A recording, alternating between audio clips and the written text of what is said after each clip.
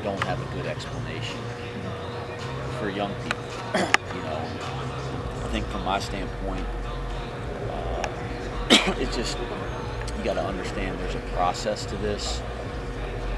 All they hear is denial, and they don't understand because they felt like there were guidelines laid out very clearly to them and standards to those guidelines. It's very clear to them and to anybody around them that they meet those guidelines. So when they hear the word denial, it scares them and it confuses them. And I think it's been a very difficult 4 or 5 days. And I think we talk about the importance of mental health. I'm so proud of our department.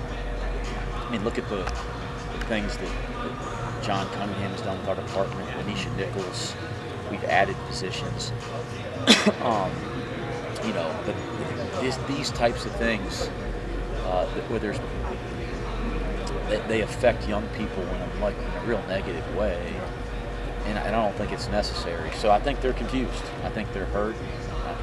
I think they're trying to understand, why this is the predicament they're in based on the things that were laid out to them. Yeah. Do you have any idea of how long the appeal process could take, or is it kind of like the initial waiver process? So the appeals have to be submitted by Friday. Okay. Certainly, everything's being done on their end, with our assistance, to put forth the proper appeal. Again, I'm urging them to trust the process. I can't even imagine with what I know about the waivers that they don't get cleared, but honestly, with the news last week, I get a little concerned. Yeah. So I'm urging them to trust the process. I want to believe that the NCAA will do the right thing. And I do believe that there is some kind of time frame. I think it's a week or two. I don't know exactly off the top of my head. So do you go forward preparing for the season as if you're not going to have them, or have those contingency plans already kind of been put in place through this whole process? That's difficult. And it's difficult because they're out there practicing every day, which is great. I mean, I can't take that away, right? They're massive pieces to our team. But we scrimmaged this past weekend without them, so we've done that a little bit. And certainly, I don't want to think of a world where they aren't cleared, because I do believe they deserve it as young people. So we're preparing as if they'll be cleared, because I think they deserve it based on the guidelines and standards that have been laid out. What can they do if they're not? Do they bag a year, or do they?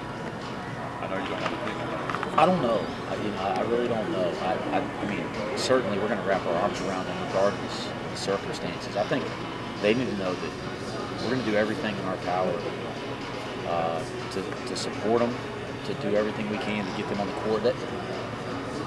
I think there's a bigger picture to this. That, if they came to Cincinnati to be student athletes, they have careers ahead of them in basketball. Taking a year away of that, they didn't choose to take away, right? They made a choice based on guidelines and standards laid out. I can't imagine how that would affect them, not just their mental health in the short term, but their careers in the long term. We're not talking about a coaching career. I'll use my own example where, you can coach for the rest of your life. Playing basketball is it's got a time limit on it. Even for the people that play the longest, it's a short time limit. So it's hard to imagine them not being cleared. Again, not because this isn't a transfer debate. We gave young people guidelines. Young people made decisions based on those guidelines. They meet those guidelines. As adults, and a lot of people that consulted, they meet those guidelines. They deserve to play. And I'm going to think positively that we're going to do the right thing. I don't want to be somebody that's just bashing. Let's do the right thing. The NCAA should clear them, and I expect to see them out there on the court this year. Coach, how much does it help having the positional versatility that you have with additions like CJ and CMS and also that kind of does that help with the transition? Yeah, I think positional versatility is important in college basketball now. Certainly we want real size and athleticism at every position. And, I think we have the ability to roll out lineups now we have real size and athleticism at every position, and then versatility in terms of how we play those positions. Like, we could play with 4 true perimeter players, but we still have size and athleticism. We can play with 2 true traditional big guys or post players, and then we're massive, but I think we can still get out and defend teams that are smaller. And it's not 1 or 2 guys that allow that. It's a complete roster full of guys that can slide up and down. The one guy that I think about that maybe doesn't have great size and athleticism for defensive versatility is Davion Thomas. But man, he's really fast with the ball, and he has a dimension athletically that's just different based on who he's going to play against every night. I mean, he has real ball speed and quickness. So he might be the one guy that can guard one position, but everybody else on our team is capable of guarding multiple positions. How does it help with guys like Raybon Griffith and James having as much experience around them? Having as much experience, yeah. With all the experience you have, how does that help with Raybon and Jizzle James? Yeah, I think our young players have really benefited from being around experienced players. And everybody in our program that joined our program this offseason has benefited from being around returning players. I think those are the 2 dynamics that I'm really proud of over this offseason. Our returning, even Dan Skillings and Josh Reed, having those guys as returning players has helped all of our incoming players because they know what we do. They've been here, they know what we do, but they also understand the standard of how we do it. And they take pride in that and want to hold everybody accountable. You talk about Dan Skillings there briefly. Just talk about what you've seen from him this offseason. It looks like he's put on a little bit more muscle this offseason in the weight room with Coach Rayfeld. Just talk about this offseason for him a little bit. He looks like a sophomore. And I always say this to our players. The best thing about freshmen is they become sophomores. And I don't mean in terms of their academic standings. Like, they start playing like they're not new to college basketball. Dan looks like he understands the game at a different level now. Physically, he's taken tremendous steps forward. He's more explosive, he's stronger, he holds position better, whether it's offensively or defensively. I'm really impressed with his development. His skill set's improved. He's actually been one of our better playmakers at times from the summer on, creating offense for others with his ability to pass. And we didn't see a ton of that last year. I think we're excited about his development. Everybody knows about his ability, but his development in some of the areas that were just new to him a year ago has been significant at this point. What kind of How do you challenges manage that? Well, first and foremost, he knows every position. How do I manage it? Manage that depth. How do you go about managing depth with so many guys that can distribute and help in different ways? Well, I think, one style of play. We've always tried to play with pace, but this team can play with a different kind of pace because of its depth. So we've been working on our pace of play from day one of the summer. We are playing fast. It doesn't mean we're going to shoot bad shots quickly, but we are really playing at a ferocious pace up and down the floor. And when you do that, you can play more guys. In fact, you need to play more guys because there's more possessions. So I think one of the ways we're going to utilize that depth is to play the pace that I always wanted to play, which doesn't take away from anybody. It just adds. Comparisons can be tricky. Mike Saunders was terrific in terms of ball speed. Day-Day's right there. So we have clocked guys, that type of thing. But Day-Day has legitimate burst in ball speed. I mean, it's incredible. You mentioned freshmen up there. How soon do you think you can get your current freshmen to mature to where they're ready come January 6th or 12? Yeah, I don't want to put a date of pressure on them. I think the pressure that we put on guys is to come in and have the right approach to their work every day, their focus every day, right? Their mentality every day. And that's the pressure we're putting on our teams and our players daily. I'm proud of how Ray adjusts. He knows that. We're going to have to rely heavily on him. There may be days he feels like he's not doing well. Big picture, he's doing great. And I think if we can just keep taking steps forward week after week, I think he'll be ready to play come conference time at the level that we know he's capable of. But to try to put a date on he needs to be this by this date, that's not fair. They just got to keep working like they're working, and both of them are doing that. So if the worst were to happen, what does that do for Sage Tolentino? How much does his role change? And could you see an uptick in playing time for him? Sage is, you got to think of Sage as a freshman, right? He's a redshirt freshman. His improvement from our practices last year till now has been significant. I still want a heck of a lot more. He knows that. The effort's been good. His body's changed. He's got the ability to step out and shoot the basketball from his position, which is dynamic. And so he's done some nice things here the last couple of weeks, and he's got to continue to do it. You talk about Victor expanding his game a little bit, stepping out, taking that deep mid-range shot. Talk about that transition this offseason, what you've seen from him in that aspect. Well, no Wherever mid-range. the commissioner Threes. sends us, I'd rather be the rim or shooting threes, but he, we're now allowing Vic to stretch and shoot threes. People think it's just an off-season thing, and he got with the shooting coach early in the spring, worked hard on the shot the entire spring, the entire summer. We let him start actually shooting threes in our live practice play in the summer, and he had great success. But what people probably don't realize is that we started this process the off-season before. He spent the entire off-season a year ago doing the same thing, just didn't think it was the right time to let him shoot him in games. So he wasn't quite there yet, and it wasn't what our team needed. He's taken another big step forward. This has been 2 years in the making. He shot over 40% in our summer practices. He's been close to that in our preseason practices. Now that doesn't mean he'll do it in games, but I do think he's a real threat to stretch and shoot threes. Makes me feel good that they believed in what they were suggesting, But You shoot a lot of threes, you get some pretty good it's shoots. tough in the days that you play him. I think without asking you who's the But best other one, than I mean, that, obviously you have a lot of guys who can knock that down. I think it's a fair question. I think the way that we approach it is, we don't put guys in boxes. We're a development-based program, and I think if you look at our kids from one year to the next, or to the next that have been on our program, with very few exceptions, guys are improving at a really fast rate. I'm extremely proud of them. Now, first off, they deserve the credit for the work they're putting in. But I think one thing we do is we don't put them in boxes. Like, we don't put kids in boxes and say, you can't do this, or you can only do that.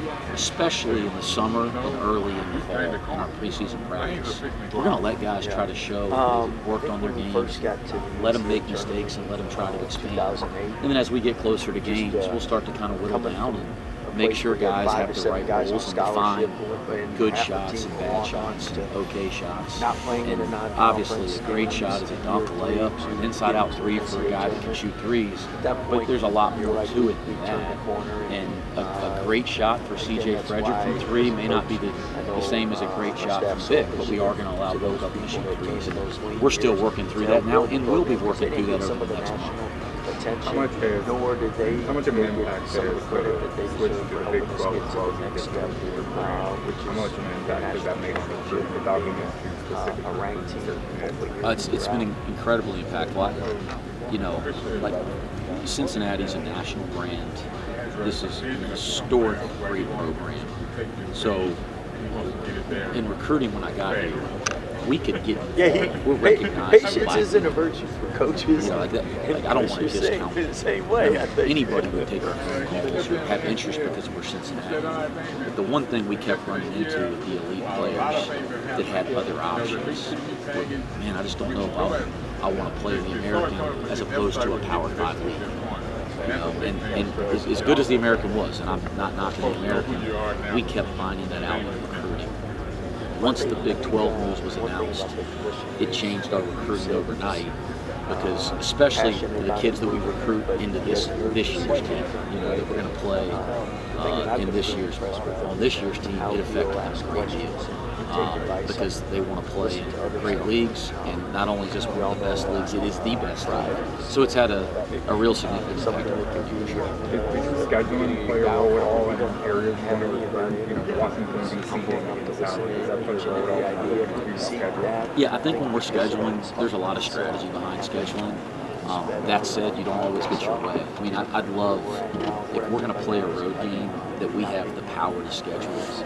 I do think there's a huge benefit to scheduling in a region that is targeted. So, but that's not going to always be the top priority for scheduling. Sometimes scheduling is just trying to find a game. you know, and that's certainly been the case here over the last couple of years of getting this job. It was getting around our non-conference schedule with league transitions and all kinds of other things. I'll recognize that is something, and there are other strategy parts, but some of those strategies have gone out the wayside because we just have to put together a schedule. And I'm hoping over the next couple of years we'll be able to we'll have the ability to strategize on some of these other areas for our non-conference I schedule. hate asking you about these financial questions, but really obviously if you guys are eligible, it makes your job a lot easier. You've got more fouls to give. It takes the weight off of Coach Gurley. It increases a lot of the work of coaches.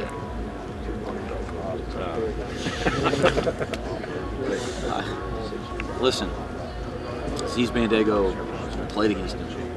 I mean, he's had an elite rim protection and elite ability to cover ground defensively. And after having coached him all summer and fall, he's even better than I thought. And he actually is more versatile defensively. Like, he can switch out and guard guards. And I didn't know that until we got him. Offensively, when we played against him, we knew he's one of the better vertical threats I've ever seen in college basketball. When I say that, I mean when he's in pick and roll or he's running the rim, his threat to catch a lob or to put pressure on the front of the rim is as good as I've ever seen on a college basketball court. And I've seen some good ones. So he has some qualities that are elite that impact both sides of the ball. We coached against Jameel Reynolds multiple times for 2 years. We knew that he is as good of a back-to-the-basket player as we have in our game. We know it needs to be consistent when coaching against him, but the natural ability is there. We know he's way more athletic than people realize. He's lost 40, 50 pounds. He's playing with a higher motor now.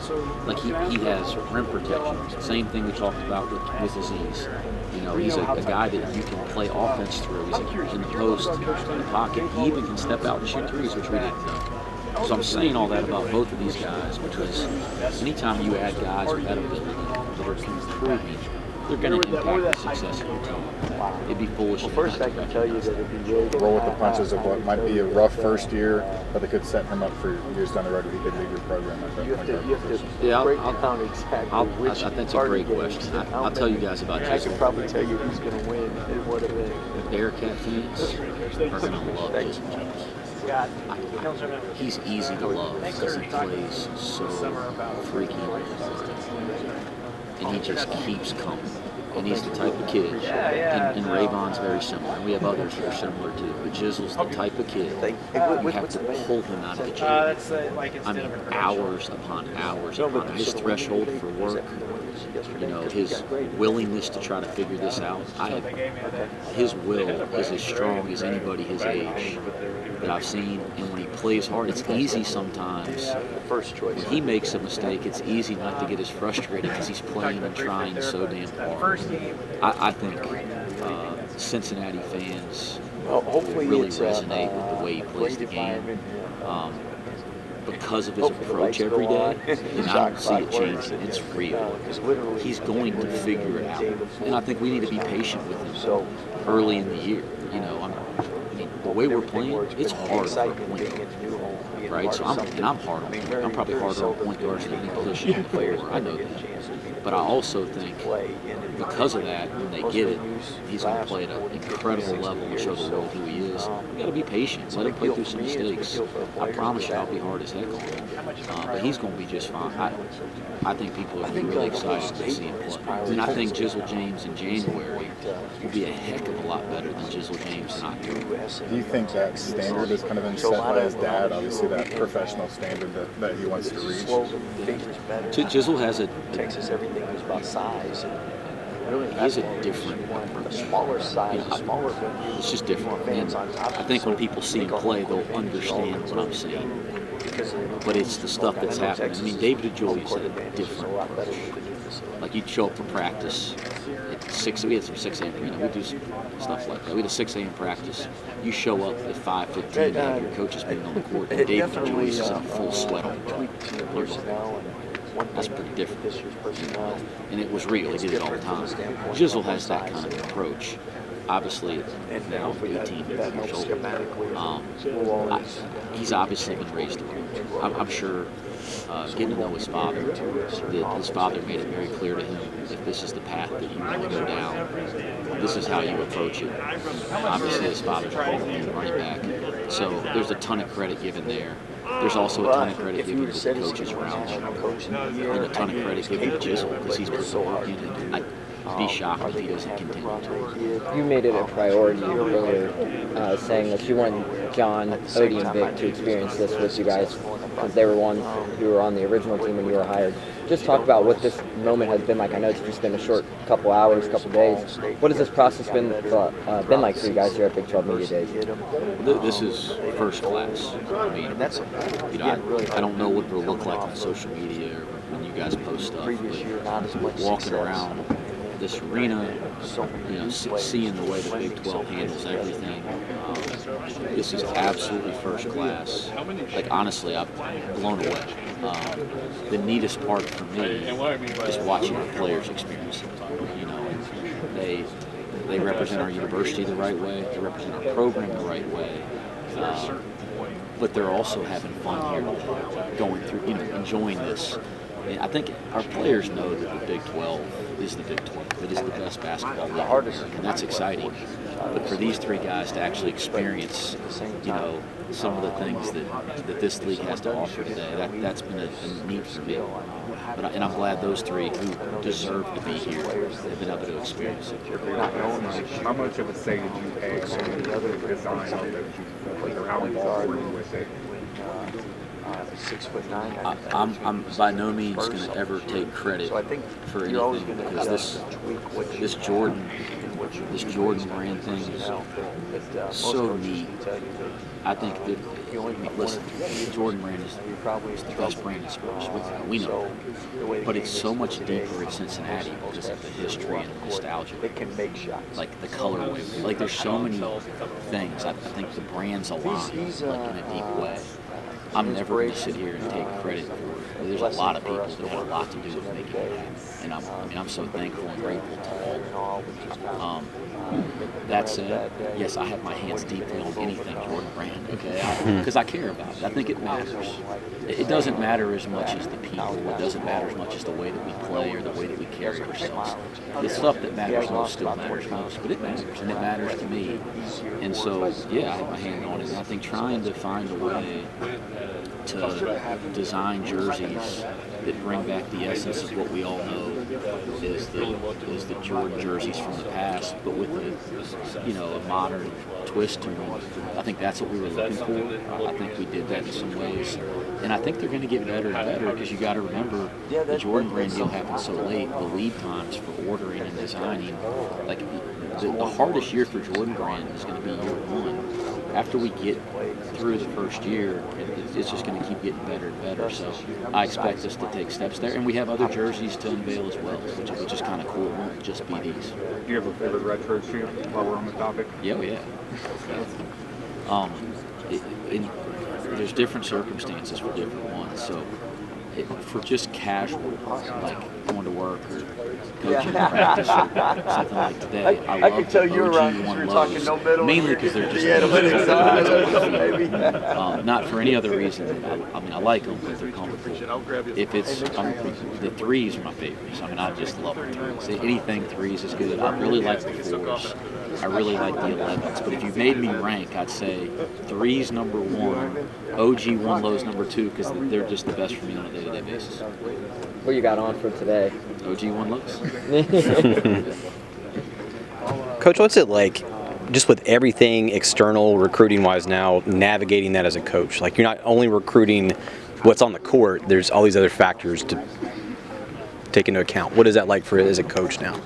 Yeah, our jobs in college basketball in the last 4 years have changed so significantly. I think what hasn't changed is all the stuff that we used to have to do. That stuff still matters. It's still a large part of our jobs. We didn't lose anything.